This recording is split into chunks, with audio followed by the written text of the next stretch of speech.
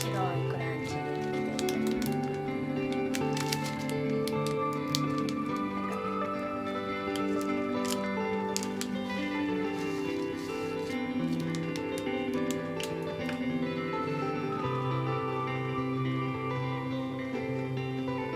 閉じて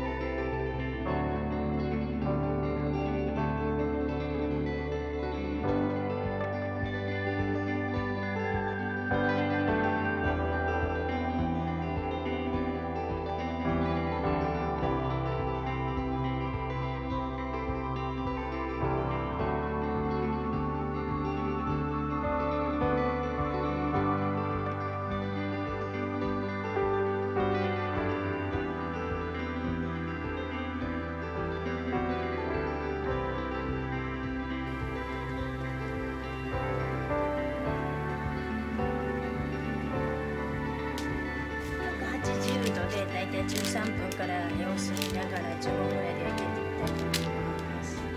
音が上がるまで待ってもらいます。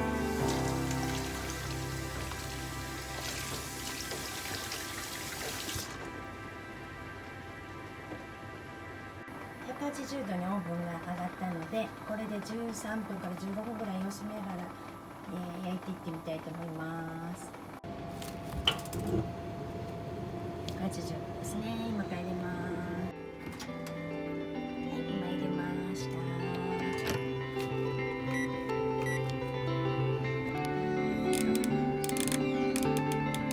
10分ぐらいで様子見ますか。スタート。